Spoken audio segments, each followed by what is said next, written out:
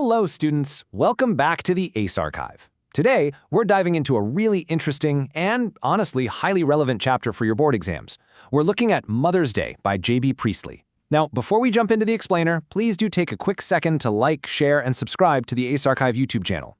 Your support is exactly what helps us keep creating these CBSE English explainers for you. All right, grab your notebooks and let's get into it. So here's our game plan for today's explainer. First, we'll cover the intro and characters. Then we look at the magic switch, followed by the reality check. After that, we'll see the resolution, break down the core themes, and finally, do a quick final recap. Let's get started. Section 1, Intro and Characters.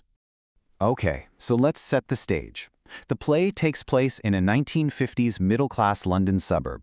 As for the genre, it's a humorous and satirical play. Remember, satire is basically when we use humor to expose a flaw in society. And the central idea here? It's all about how mothers are treated in families and the absolute importance of giving them the respect they deserve. Now, I know this is set in 1950s Britain, but I really want you to think about how incredibly relatable this dynamic is today. You'll probably see shades of this in modern households, maybe even in your own. Now, jot these down because character sketches are super common in the board exams. First, we have Mrs. Annie Pearson. She's a deeply loving mother, but she's very submissive and honestly completely taken for granted by her family. Next to her, we have her neighbor, Mrs. Fitzgerald. She is the total opposite, bold, confident, and she actually knows some magic from the East. Then we have the Pearson family. There's George, the husband, who is super pompous and self-important, and the two grown kids, Doris, the spoiled daughter who's always crying about something, and Cyril, the careless, demanding son. Basically, these three treat the house like a hotel and their mother like a servant. Section 2, The Magic Switch. So the story really kicks off when Mrs. Fitzgerald is reading Mrs. Pearson's fortune with cards. She basically tells her, "You need to put your foot down." But Mrs. Pearson admits she just doesn't have the courage to do it. That's when Mrs. Fitzgerald suggests a totally radical plan. They're going to switch bodies. She grabs Mrs. Pearson's hands and chants this magical spell she learned in the East. Arshtata Dum, Arshtata Lam, Arshtata Lam Dumbona. And boom, just like that, their spirits cross over. The shock value here is just brilliant. Mrs. Pearson, who is usually nervous, submissive, and always running around doing chores, is now possessed by the fierce spirit of Mrs. Fitzgerald. Suddenly, she's tough. She's sitting back, smoking a cigarette, drinking stout, which is a strong dark beer, and she is absolutely ready to demand respect. I mean, it is a complete 180-degree turn. Section 3, The Reality Check. Up until now, the comfortably furnished Pearson living room was just a place where Mrs. Pearson rushed around taking orders. But suddenly, it transforms into this sort of courtroom where strict reality checks are about to be handed out. The family members walk in one by one, completely oblivious that their easy ride has just come to a screeching halt. So let's walk through exactly how this happens. First, Doris comes home fully expecting her tea to be ready and her clothes ironed. Next, Cyril walks in demanding the exact same treatment, only to get a harsh lesson in working hours. And finally, George, the father, comes home and his ego gets completely shattered. Let's break down each step so you can write a perfect narrative in your exam answers. Step 1 is Doris. She bursts through the door demanding her mother iron her yellow silk dress for a date. But her mother just flat out refuses, casually mentioning she might go out to the Clarendon for a meal herself. Doris is stunned, and when she gets upset, Mrs. Pearson actually mocks her boyfriend, Charlie Spence, calling him half-witted. Doris runs off in tears. Now think about this for a second. Why do you think Mrs. Pearson behaves this way toward her crying daughter? Well, it's not just to be mean, it's the tough love she absolutely needs to break Doris's deep-rooted sense of entitlement. All right, next up is Cyril. He struts in, asks for his tea, and gets a flat no. Naturally, he starts complaining. He says he's been working a long 8-hour day and deserves to be served. And this is where his mother brilliantly counters with this iconic quote, "40-hour week for all now. Just watch it at the weekend when I have my 2 days off." This is such a crucial moment in the play. She is reminding them that she puts in way more than 40 hours with zero pay and absolutely zero thanks. Domestic work is real work.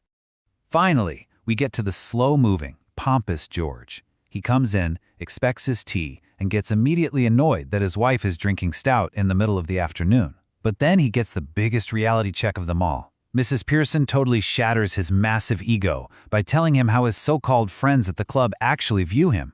They don't respect him at all. In fact, they laugh behind his back and call him Pompey Pearson because they think he's slow and pompous. George is just emotionally crushed by this harsh truth.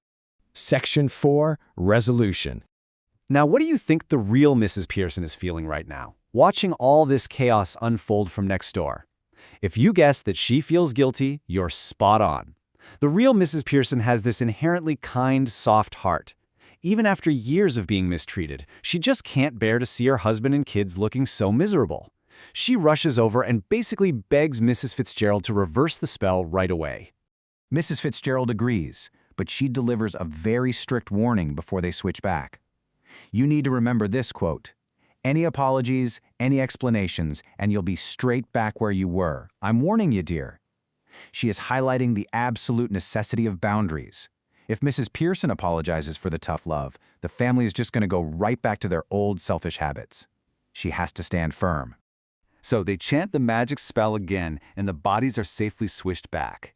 When the family finally re-enters the room, they are noticeably humbled. You can actually see this newfound respect in their eyes. Mrs. Pearson gently tests the waters by suggesting a nice family game of rummy, and she tells the kids they can get the supper ready for once. And guess what? They eagerly agree. The play ends on this really heartwarming, harmonious note, with the family finally acting like a cooperative, respectful team. Section 5, Core Themes. Let's break down the core themes, because these are absolutely crucial for your board exam answers. First, the play really shines a light on the unpaid, unrecognized value of domestic work. Think about typical Indian households, right? Mothers often work from dawn to dusk without hearing a single thank you. Priestley is hammering home that homemaking is a demanding job that deserves immense respect. Second, the absolute necessity of self-respect. If you don't respect yourself, like Mrs. Pearson at the beginning, others simply won't respect you either. Third, a family needs to operate as a team, not as a master and servant. And finally, the courage required to speak up for yourself, because true change only happens when you finally find your voice. Section 6, Final Recap. Okay, let's do a rapid-fire chronological walkthrough so you have a solid mental map for your exams. In the afternoon, the fortune-telling leads to the magic body switch. By the evening, Doris and Cyril come home from work and get a massive reality check regarding the 40-hour week. Later that evening, George arrives and his ego is completely dismantled. Finally, at night, the real Mrs. Pearson steps in, the bodies are switched back, and they all sit down for a happy, cooperative game of rummy. Keep this timeline in your head. So, what's the big takeaway here? Always, always respect your parents, especially your mothers who silently sacrifice so much for you every single day. Daily kindness and gratitude aren't just nice to have, they are absolutely essential for keeping a family happy and together. And on a personal level, remember that true change in how people treat you only begins when you gather the courage to stand up for yourself. I'm going to leave you with a provocative question to think about. What do you think would happen in your house if your mother declared a strict 40-hour work week tomorrow? Just imagine the chaos on the weekend. Reflect on that, appreciate your mothers, and make sure you study hard. Thank you so much for joining me on this explainer today. Keep reading, keep learning, and I'll see you in the next chapter here on the ACE Archive.